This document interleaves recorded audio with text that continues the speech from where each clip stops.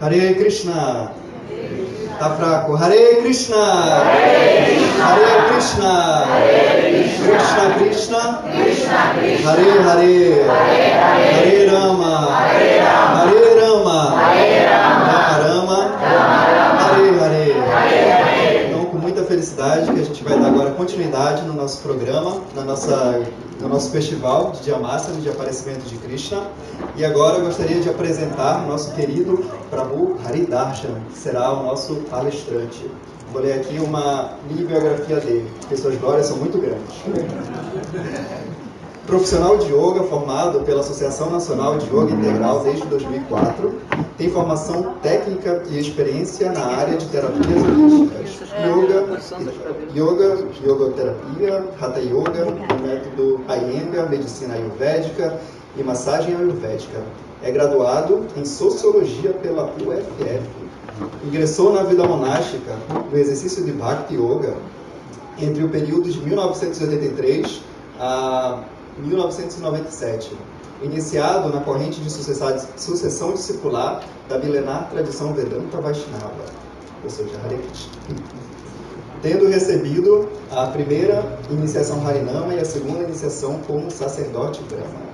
Vivenciou e agregou experiência ao visitar lugares sagrados de peregrinação na Índia. Recebeu conhecimento iniciático pessoalmente de seu mestre espiritual, Hridayananda Das Goswami. Então é isso com vocês, Prabhu Haridarshan.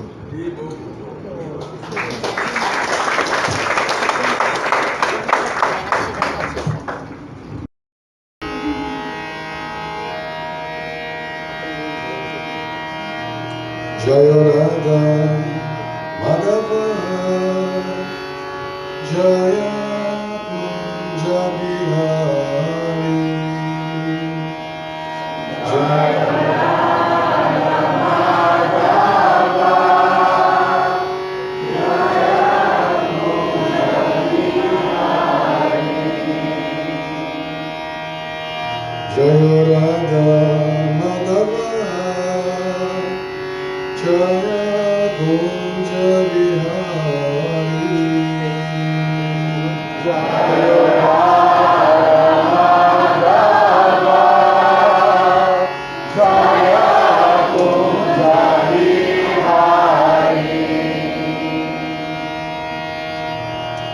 Gopi Jana Vallabha Jaya Kunja Bihari Jaya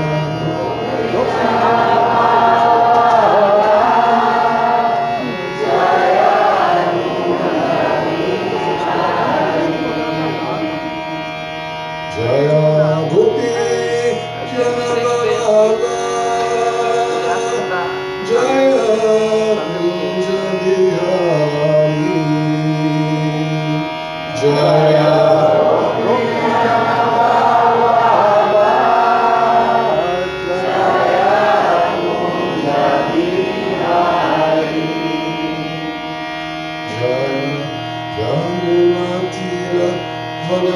Vanachari Jaya Givarani Jaya Jagunatira Vanachari Jaya Givarani Jagunatira Vanachari Jaya Kunja Bihari Jaya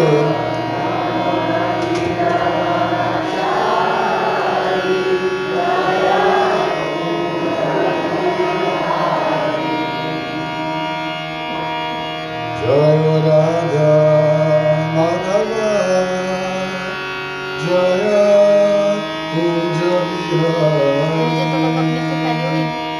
Jaya Radha Madhava Jaya Kunja Bihari Jaya Radha Madhava Jaya Kunja Bihari Hare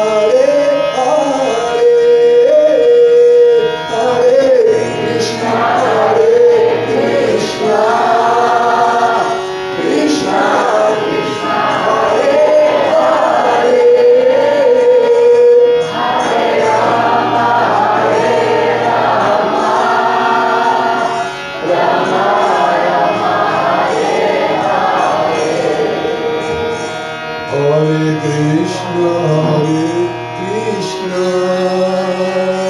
Krishna, Hare Hare, Hare Rama, Rama, Rama Rama, Hare Hare, Hare Krishna, Krishna Krishna, Hare Hare, Hare Rama, Rama Rama, Hare Hare.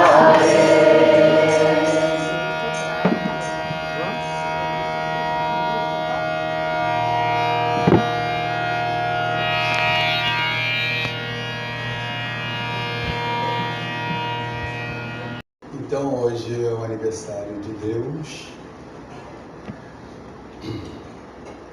Sejam todos e todas bem-vindos, bem-vindas.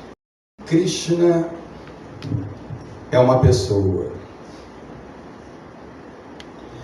Não se enganem quando nós dizemos que Krishna é uma pessoa.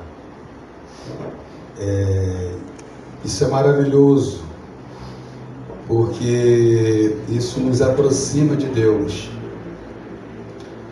Deus apenas uma energia, uma luz, uma força, um poder. Isso dificultaria bastante o nosso relacionamento. Você se relacionar apenas com uma força. Como é que é essa força? Qual é o sorriso da força? Força tem palavras assim, afáveis. Mas ele é tudo isso. Ele é uma pessoa, ele é uma luz. Deus é luz, ignorância é escuridão. Ele é poder, força. Ele é absoluto. Não tem como você tirar algo de Deus. Não tem como nós apresentarmos alguma coisa que Deus não tenha. Ele é absoluto. Sendo ele absoluto, é inimaginável nós contarmos, descrevermos as qualidades de Deus. É assim, impossível, é impossível. Não tem como nós descrevermos as qualidades do absoluto. Então, definitivamente, Deus é uma pessoa. E vai ficar mais interessante. Tá? Eu foquei, ficou na minha cabeça desde quando eu recebi o convite, imediatamente vi assim, a invasão. O tema vai ser a invasão. Que invasão? Tem muitos filmes com esse título, né? A invasão. Invasão na Casa Branca. A segunda invasão. A terceira. A série da invasão. A invasão. Né? Invasão de quê? De quem? Onde? A invasão no planeta Terra. Há muito tempo atrás houve uma grande invasão. Mas essa invasão, ela foi assim, sem precedente. Sem precedente. Sem precedente. Foi a invasão. O planeta Terra, nesse período, os reis, não havia, o planeta Terra, ele estava desfrutando de uma Satya Yuga em Dwapara Yuga. Ih, cara, esse cara tá falando que isso, Satya Yuga, Dwapara Yuga. Aqui eu vou tentar fazer um misto, né, de levar um tema básico e aqui umas pinceladas do avançado, né, para os avançados. Mas o que é isso? Satya Yuga, Dwapara Yuga, Yuga são eras. Né? Satya Yuga é a era dourada, a era do ouro, é a era em que os seres humanos são puros, iluminados, pessoas puras, modo da bondade pura. Nessa era, todos são amantes de Deus. Satya Yuga é a primeira era no ciclo de 4 eras. Depois tem Treta Yuga, a era da prata. Aí já é um leve declínio, mas é uma era assim, as pessoas são iluminadas. Não existe, em Satya Yuga e Treta Yuga, não tem conflitos. Detalhe, na história de Satya Yuga e Treta Yuga, não tem guerras, as pessoas não conhecem guerras, só conhecem paz e amor. Mas em Treta Yuga há um leve, um sutil declínio. Era da prata. Aí nós temos Dwapara Yuga. Em Satya Yuga, as pessoas demoníacas, aqui também falamos de demônios, igual na cultura judaica cristã. Até porque eles existem, não são mitos. Então, as personalidades demoníacas viviam em universos diferentes. Acredito, universos diferentes. Vamos ver. De acordo que eu vou avançando, eu vou acertando. Viviam em universos diferentes, ou em planetas diferentes. E Treta Yuga, as pessoas de mentalidade demoníaca, em Satya Yuga viviam em universos diferentes. Em Treta Yuga, em planetas diferentes. Em Treta Yuga, em planetas diferentes. Em Dwapara Yuga, já viviam no mesmo planeta. Não é isso não. Vamos lá, vou acertar agora. Em Satya Yuga, demônios, demoníacos e divinos viviam em planetas diferentes. Em Treta Yuga, eles viviam no mesmo planeta, mas em países diferentes. Então tinha países de pessoas divinas e países de pessoas demoníacas. Em Treta Yuga. Em Dwapara Yuga, já viviam na mesma família. Aí nós temos o exemplo, os Kurus, ou Kauravas e os Pandavas.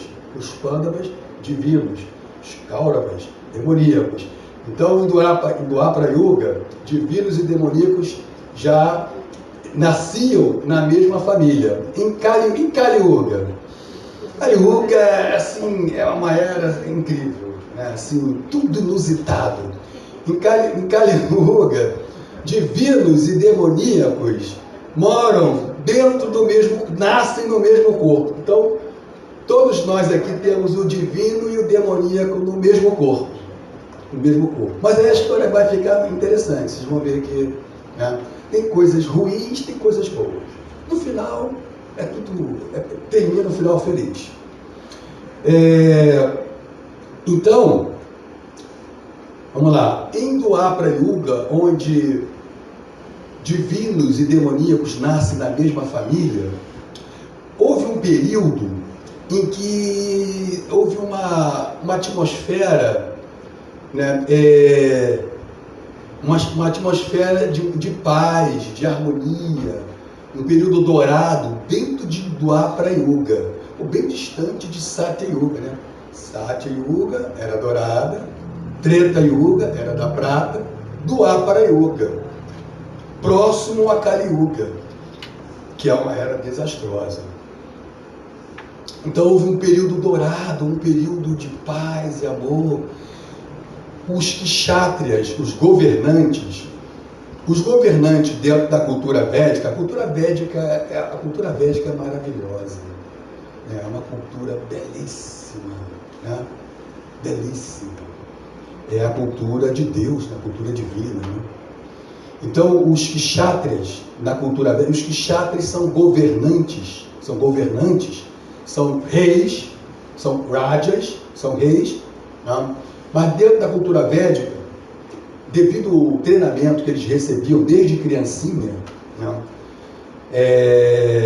Nós temos aqui na cultura do Ocidente, nós temos os espartas, né? Que era uma cultura de guerreiros, né? Mulheres e homens eram guerreiros, e o treinamento começava criancinha, aí era um treinamento duro, né?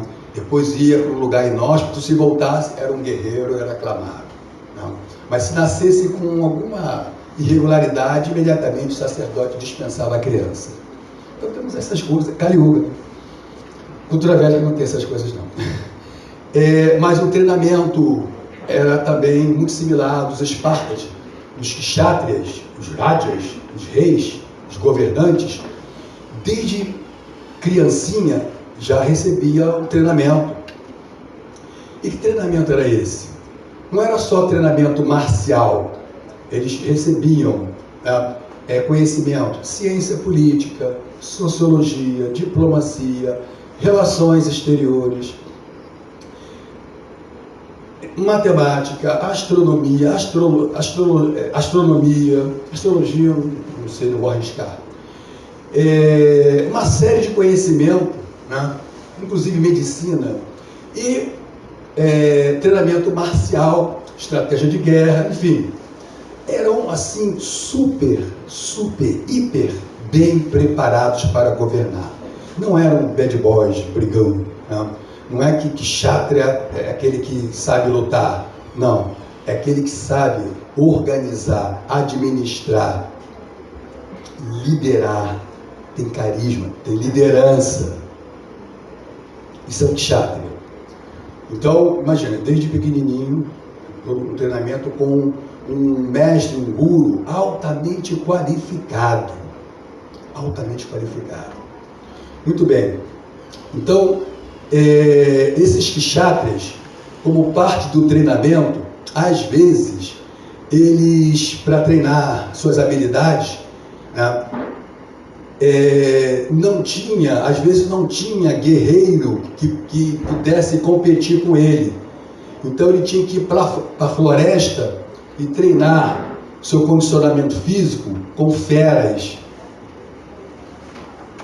que não tinha guerreiro que pudesse. Determinados kshatriyas, né, eram tão fortes.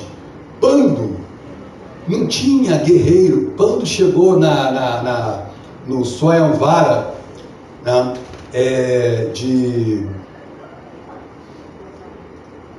meu Deus, me ajuda aí. Ele chegou no Swayamvara foi de Draupadi mesmo, né? Isso mesmo, Draupadi. Não foi de Draupadi. De Kunti. Ele chegou no Swayamvara de Kunti, pegou a Kunti, levou. Ninguém entendeu nada, né? Então, vamos lá. É aquela piada que a pessoa tem que entender o contexto para poder rir, né? Mas isso não é uma piada, não. Ele chegou e levou Draupadi e ficou por isso mesmo. Então, vou explicar o que é isso. Quando um kshatriya chegava numa cerimônia de Swayamvara, cerimônia de Swayamvara é a cerimônia de casamento. Uma cerimônia de casamento. Uma cerimônia, assim, védica, né? Um sacrifício de fogo. Então, a princesa, né, ela ia ver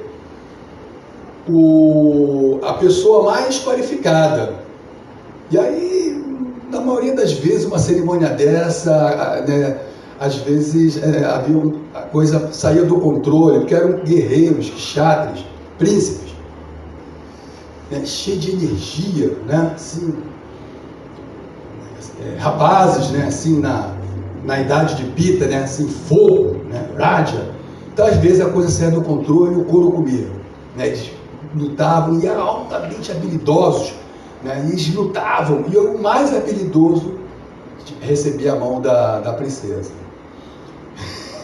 Tinha umas coisas assim. Às vezes a coisa ia sob controle, mas às vezes não. Era muito comum, né? Saia do controle e eles lutavam. E muitas vezes tinha um guerreiro, um kshatriya, que era o mais habilidoso. E toda vez que tinha uma cerimônia, né, quando tinha alguns testes, então quando um guerreiro passava todos os testes, ia receber a mão da princesa, os outros ficavam inconformados e aí saía do controle e eles lutavam, né? Às vezes, o que passou dos testes, às vezes ele saía vitorioso e às vezes não. E quem saía vitorioso, pegava a princesa e ia com ela. Muito bem. Então, os kshatriyas, né, Pandu, ele chegou no Sayamvara de Kunti, ele pegou Kunti e saiu com ela, né? Ela ficou muito feliz, porque ela já conhecia as qualidades de Pandu. Saiu. E não aconteceu nada. Mas por que não aconteceu nada? Porque ninguém ali era páreo para Pandu. Pandu era um guerreiro poderosíssimo, que quando ele precisava exercitar, né, colocar seu condicionamento físico em dia, ele ia para a floresta, né, para estrangular feras. Ele era muito poderoso, Pandu. Então, os kshatriyas tinham essa característica, né? E tem 3 níveis de kshatriyas, né? Tem o Ratha, um guerreiro assim, que pode derrotar assim, centenas de guerreiros. Tem o Adhiratha, que pode derrotar assim, milhares de guerreiros, né? E tem o Maharatha, que pode, Bhishma, pode derrotar exércitos de guerreiros, não são civis, guerreiros. Então tem 3 níveis de kshatriyas. Muito bem. Então, perceberam, né, os kshatriyas são assim, governantes, tá? Eles organizam a sociedade, administram a sociedade, mas são, assim, dificilmente alguém ousava em cometer um crime.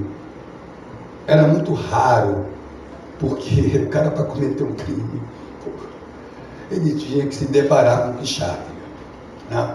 Então, normalmente, a sociedade, ela tinha uma harmonia. E houve um período que não, assim, que estava tão bem organizada a sociedade, e os kshatriyas, eles estavam meditando. Eles não se preocupavam não tinha com o que se preocupar. Total harmonia. Então, os kshatriyas estavam meditando. E por eles estarem meditando, né, refinou, qualificou ainda mais a atmosfera. Então, era assim, tudo muito bem aventurado. As chuvas caíam em horários adequados, né, e assim, a terra, né, produzindo todos os grãos, enfim, era tudo harmonioso. A temperatura não era frio nem calor, tudo uma maravilha, não tinha conflitos. E os kshatriyas estavam meditando, então, assim, paz, amor total. Muito bem. Em contrapartida, neste mesmo contexto, lá em cima, nos planetas celestiais, né, que normalmente são lugares celestiais, harmoniosos, né, sem conflitos, mas havia um grande conflito nos planetas celestiais, um grande conflito, né? Então, num dado momento, os devas estavam reunidos. Os devas são semideuses, seres divinos, seres que habitam planetas superiores e que muitos deles têm o controle das forças da natureza, administram o universo, os elementos materiais, as forças da natureza. Então, os semideuses, eles estavam num local onde escolheram para poder começar um confronto com os asuras, que são seres demoníacos. Então, os devas, deva também significa ser de luz, tá? Deva também significa devoto, Vaishnava, tá? Então, todos os devotos são devas também, seres de luz, né, que adoram Krishna. Então, esses devas que têm o controle das forças da natureza, eles escolheram um local para ter a batalha, um confronto com os Asuras. Não, eu ia falar uma coisa, mas não seria estratégico, vou falar mais à frente. Então, os Asuras são seres demoníacos. Os Devas são poderosíssimos, eles controlam as forças da natureza, né? O céu, a terra, o mar, enfim, a atmosfera, o clima, tudo isso está sob a administração dos Devas. Nós estamos aqui, não está tendo assim nenhuma perturbação, né, das forças da natureza, porque os Devas estão administrando. Então eles são poderosíssimos. Então os Asuras eram muito poderosos. Como eles podem combater com os Devas, né? E os Devas criaram uma estratégia para poder ter esse confronto. Então não eram seres qualquer. Então os seres demoníacos também eram tão poderosos quanto os Devas, né?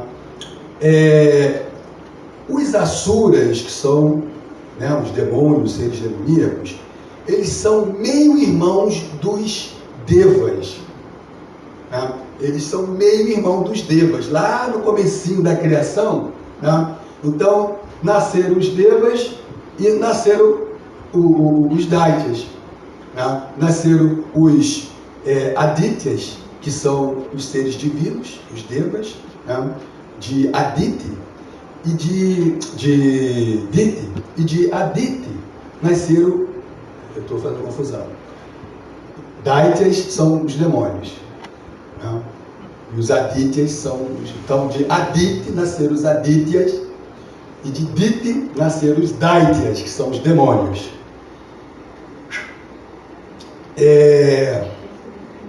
Então eles são mais do mesmo pai. Do mesmo pai. Se não me falha a memória, Kardama Muni. Ajuda, os sábios. Oi? Kardama Muni. Cachapa? Cachapa Muni. Cachapa, isso mesmo, Cachapa Muni. Não tem nada a ver com Kardama. Cachapa Muni. Muito bem. Então vejam só. Devas, né, e Asuras são meio-irmãos.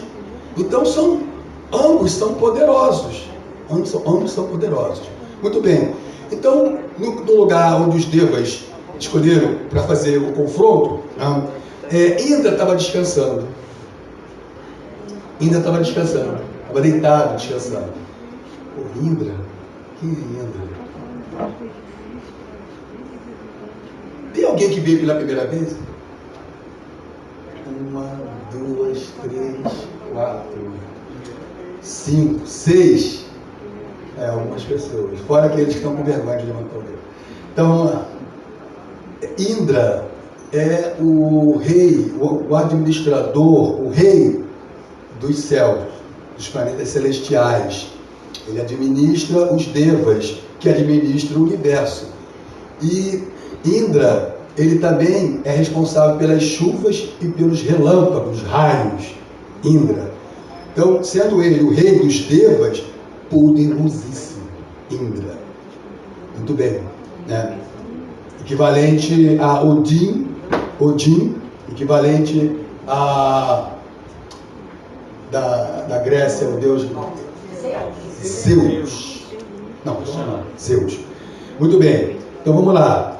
Ele estava deitado, descansando, se preparando para a guerra, né? Ao seu lado estava a sua esposa, Jati. Muito bem. E aí, Vayu e Yama. Ai, meu Deus, Vayu? O que é Vayu? Vayu é o deus do vento. Yama é o deus da morte. Não só da morte, né? É o juiz, é aquele que julga os nossos atos, né? É o Senhor do Karma. Então é ele que nos julga. Senhor da morte, Yamaraja, é o juiz do universo, de nossas atividades. Chegou Vayu e Yama, Vayu, Deus do vento. Aí então o seu Indra levantou, né? E eles transmitiram o relatório da situação, né? Olha, os Asuras, eles estão se aproximando. Então Indra levantou, né? E aí se aproximou de sua esposa. Detalhe, a esposa de Indra, né? o pai dela é um Asura e um dos líderes dos Asuras, poderosíssimo, né? E ela é a esposa de Indra. Vamos lá. Então ela, né, assim, completamente transformada, que ela, né, que não deveria ser assim, né? Os devas e asuras poderiam se harmonizar e viverem felizes, mas os asuras queriam os devas queriam a paz, os asuras queriam a guerra. Então aí ela também tinha uma outra preocupação, né? Indra ia matar o pai dela. Bem, enfim, vamos lá. Indra conversou com ela, falou: bom, né, eu não desejo essa guerra, mas eu me ocupo na guerra não por mim, mas pelo Dharma, pela lei. Né? O Dharma é a lei universal. A lei universal, a ordem universal é o Dharma. Né? E existem alguns Dharmas, né, assim, subjacentes. Né? Então nós temos, cada um de nós, ao nascer, tem um Swadharma, um Dharma material. Se você se ocupa na vida fora desse seu Swadharma, até a palavra, né, sua, né, sua é sua. Se você se ocupa, né, fora do seu Swadharma, você fica completamente assim, uma pessoa infeliz, né, deslocada, desequilibrada. Assim, bem complicado se ocupar fora do seu Swadharma, porque todos nós nascemos com um Guna Karma. Guna, qualidade, Karma, ação. Devido às nossas ações, nós nascemos com Guna. E esse Guna determina nosso Swadharma. Mas também o Swadharma prescrito no Varnashrama Dharma, é para atingirmos o nosso Sanatana Dharma, ou o nosso Nitya Dharma. Porque o nosso Swadharma material, ele é circunstancial, naimitika. Ele só funciona em relação a esse corpo material. E nós temos que, então, utilizar o nosso Swadharma, o nosso dever individual, para alcançarmos o Nitya Dharma, o Dharma eterno, que é servo eterno de Cristo. Muito bem. Então, Indra falou: ó, eu não estou me ocupando nessa guerra, eu não sinto nenhum prazer nessa guerra, eu quero a paz, né? Mas eu estou me ocupando pelo Dharma, pela lei cósmica, pela lei divina. Né? E os Asuras, e é uma grande responsabilidade dos Devas, porque os Asuras, eles são a Dharma. Se eles ocupam o governo universal, né, eles provocam uma série de perturbações. E aí, assim, cataclisma, tragédia, pandemia, né, pragas. Se os Asuras assumem o governo universal, é o caos no universo. E o planeta Terra sofre muito, né? Vira um caos, a miséria se instala. Né? Então, muitas perturbações, as forças da natureza ficam completamente, né, perturbadas. Para vocês terem uma ideia, né, assim, os novatos, a nível microcósmico ou microcosmo, o corpo, né, o corpo, ele é uma amostra, né, microcósmica do macrocosmo, universo. Se vocês terem uma ideia, existe, o corpo tem duas funções básicas: catabolismo e anabolismo. O anabolismo é a incorporação de matéria, substância, de massa, né? E o catabolismo é a rejeição, a eliminação, matérias dispensáveis, né? Para poder o corpo estar bem, em homeostase. Então, o tempo todo assim, anabolizando e catabolizando, anabolizando e catabolizando. Né? Então, dentro do corpo cósmico, os devas, né, são as forças anabólicas. e os asuras, as forças catabólicas. Tá? Então, sempre vai existir, né, esse equilíbrio de forças, devas asuras. Tá? Então, uma hora está tudo em harmonia, tudo divino, tudo maravilhoso, né, como diz Belchior. E de repente, né, a coisa sai do controle, né, gera uma perturbação. Quer dizer, nós estamos todos nos esforçando para ficar tudo tranquilo, em harmonia, sob controle. De repente vem uma perturbação. São as forças catabólicas, que são necessárias. Elas existem porque existe uma necessidade, uma função. E quem criou isso? Quem criou essas forças catabólicas? Deus, Krishna. E quem criou as forças anabólicas? Deus, Krishna.